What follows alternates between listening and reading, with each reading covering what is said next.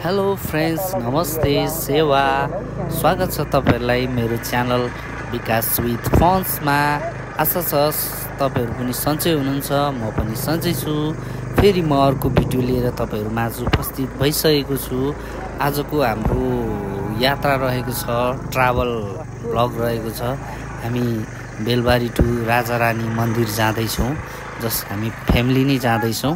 बाटो कस्तो छ, के छ भन्ने कुरा तपाईहरुले जान्नका लागि यो मेरो ब्लग तपाईहरुले हेर्नै पर्ने हुन्छ। किनभने अब 1 र 2 गते चाहिँ यहाँनेरि मेला लाग्दैछ।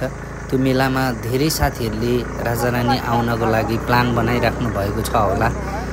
उहाँहरुले पनि यो भिडियो अति हेर्नै पर्ने हुन्छ। बाटो कस्तो छ, त्यहाँ अहिले कस्तो बनाइएको छ भन्ने कुराहरु यहाँ म सबै देखाउँदै छु। त्यही हुनाले मेरो भिडियो लास्टसम्म हेर्नुहोला। जो नयाँ साथीहरुले मेरो च्यानल भिजिट गर्दै हुनुहुन्छ उहाँहरुलाई च्यानल सब्स्क्राइब गर्नु होला भन्छु। ल है साथीहरु, राजारानीको बाटै जाँदैछौँ हामी। हाम्रो छोरीले चाहिँ यहाँ बिहाल गरेको छ। केटाकेटीसँग हिँड्दाखेरि यस्तै हो। के गर्नु त।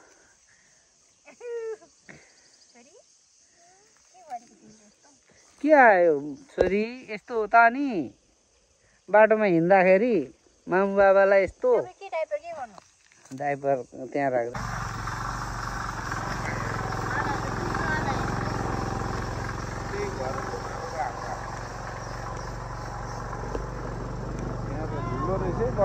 नानी समातेर बस्छ, अलिक त्यो बाटो देख्दै गाडी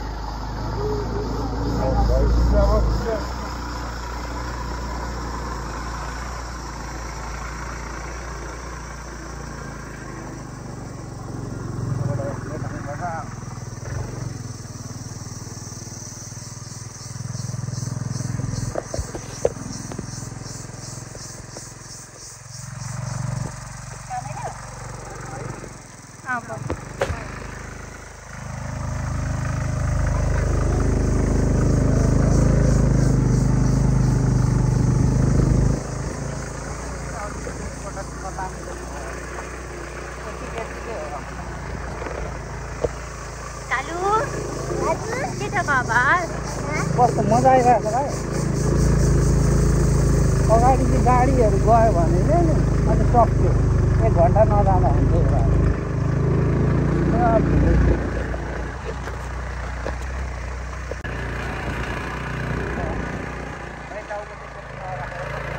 यही बाटोमा आउँछ नि त मान्छेहरू। गाउँै छ माथि गएको होइन तिमी? कुन छ नि गाउँदेखि जस्तो लाग्छ नि, मन्दिर जस्तो लाग्छ मलाई त। कसरी केमा हिँड्नु बाटो?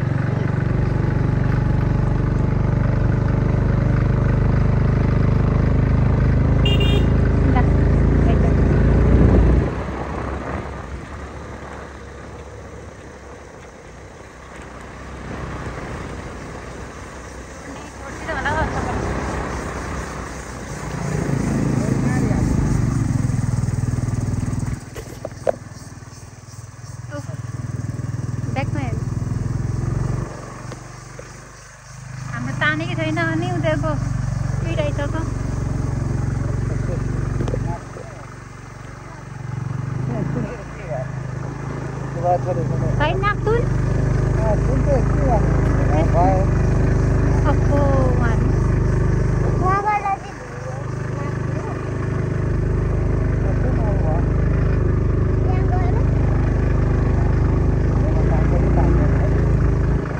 यहाँ त धेरै नि बाबा लड्छ होला है।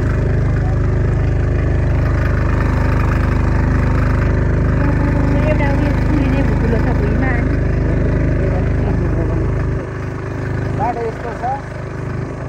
बाटो एकदम नाजुक एकदम।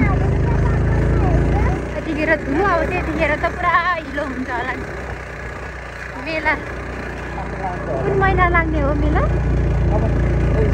बैशाखमा मेलामा आउँदाखेरि चाहिँ गाइस एकदमै मास्कहरू स्कार्फहरू लगाएर आउनु होला। एकदम पुरै हिलो छ।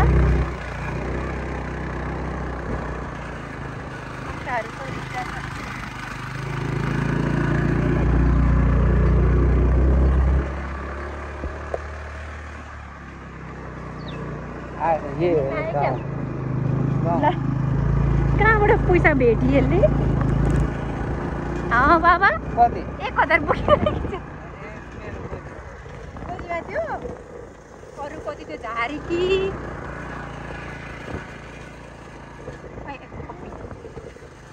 कहाँबाट झिक्यो साथीले?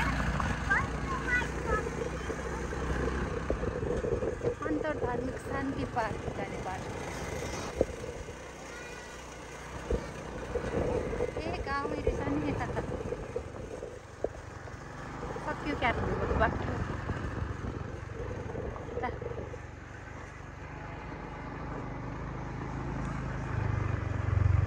मन्दिर जाने बाटो।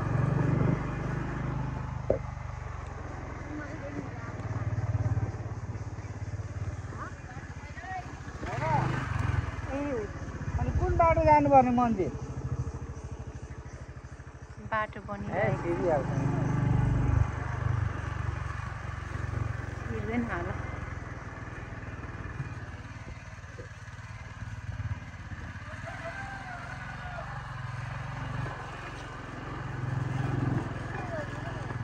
धमाधम बाटो निर्माण कार्य भइरहेको रहेछ। अब परिन्छ होला है ट्याक्सीतिर।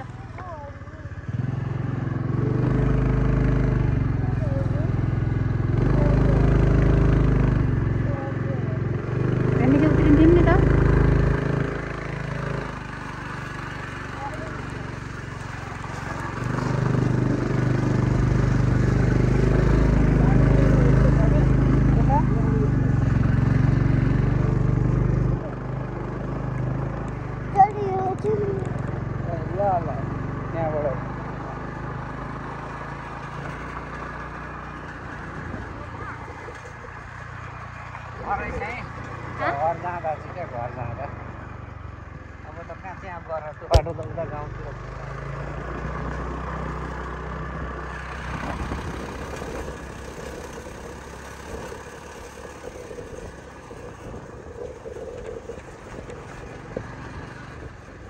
बाइकमा आएको मान्छे घर यहाँ रहेछ।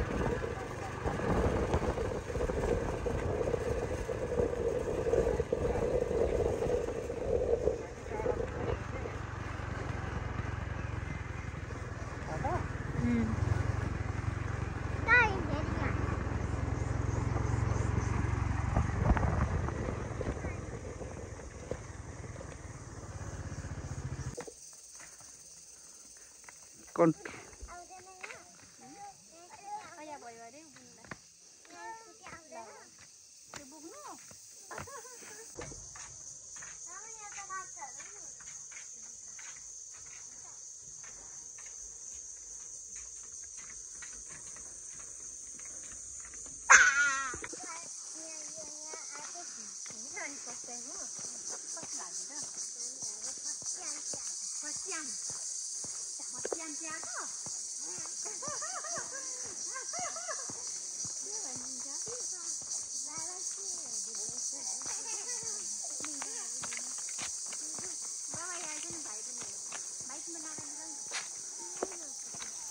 लगभग 1 घण्टाको यात्रा पछाडि हामी अब लगभग राजा रानी मन्दिरको पार्किङसम्म आइसकेका छौँ। अब यहाँदेखि हामी स्कुटी पार्किङ गरेर भर्याङ झर्नुपर्ने हुन्छ। तपाईँलाई म राजा रानी मन्दिर पनि देखाउन गइरहेको छु। राजा रानी मन्दिर साँच्चै यो एउटा अदृश्य शक्ति जस्तै छ, किनभने यस्तो डाँडामा पोखरी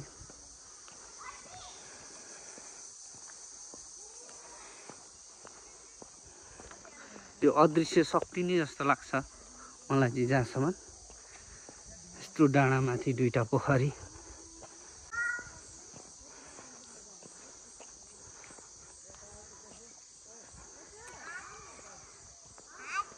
खोइ हात्ती हात्ती हो।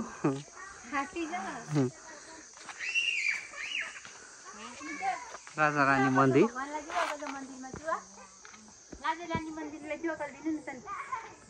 राजा रानी मन्दिर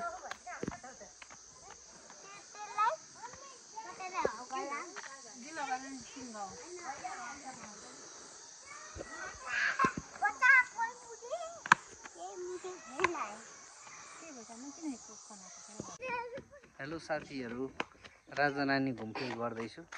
साह्रै रमाइलो लाग्यो मलाई चाहिँ राजा रानी। साँच्चै नै धेरै राम्रो छ यो, एकदम सफा सुन्दर। मलाई चाहिँ साह्रै राम्रो लाग्यो साथीहरू। तपाईँहरूले पनि यो ठाउँ मिस नगर्नु होला, एकदम राम्रो छ। मलाई चाहिँ घुम्न धेरै मजा लागिरहेको छ, एकदम सुन्दर शान्त। यो ठाउँमा तपाईँले चराको आवाज मात्रै च्यार च्यार च्यार सुन्नुहुन्छ, बाँकी एकदमै रमणीय लाग्यो। कस्तो लाग्यो सबै तिमीहरूलाई? कस्तो लाग्यो भन त भाइ बहिनीहरू? फेरि आउनु मन लाग्यो कि लागेन? बुनुलाई लाग्यो कि लागेन? लु उठ, त्यसो भए उठेर नाच।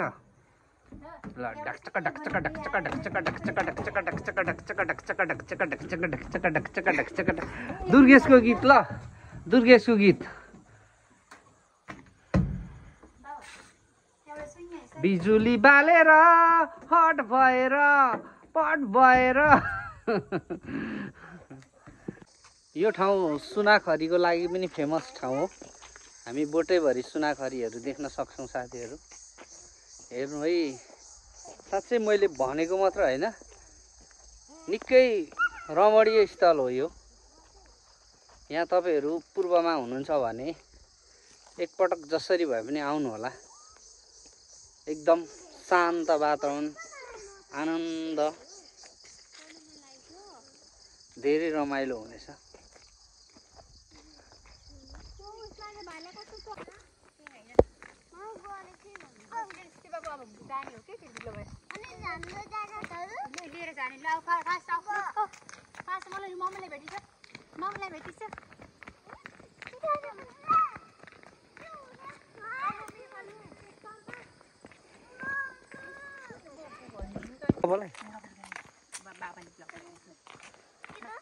ज्याकेट कि अघि मामु बाबुले त्यहाँ ब्याग ज्याकेट राखेको छ, अब जाने अन्त त्यहाँबाट लिएर गइहालेको छ। सबै लाँदैन नि त, त्यो हाम्रो सामान छ। खोल्दै गयो भने त्यही मान्छे अक्का मान्छेहरू लगिदिन्छ ला, कसले खोलेर गइसकेछ भनेर।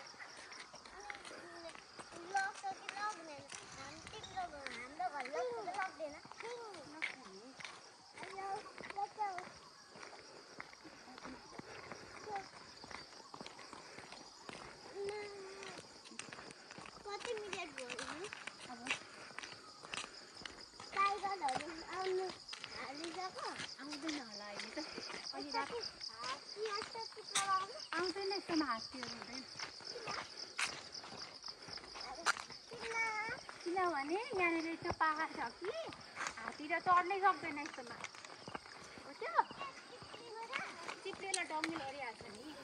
साथीहरू, यो ठाउँ चाहिँ धिमाल जातिको लागि पनि अझ स्पेसल हो। यहाँ चाहिँ 2 गते विशेष गरेर यो पूर्वको मोरङ, झापा, सुनसरीको सबै धिमालहरू आएर पूजा गर्छन् राजा रानी मन्दिरमा।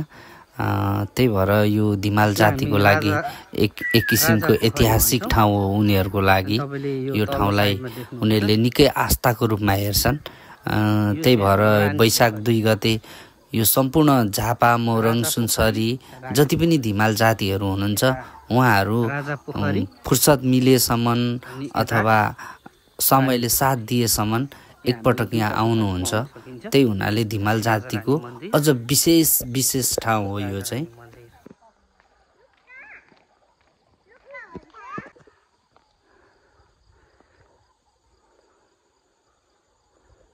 साथीहरू अब त साँझ पर्न लागिसक्यो। त्यही भएर चराहरू बस्ने बेला भएर होला निकै चराको आवाजहरू हामी सुनिरहेको छौँ। एकदम सुन्दर शान्त ठाउँमा अवस्थित छ राजारानी मन्दिर। एकदमै सुन्दर, एकदमै शान्तसँग छ।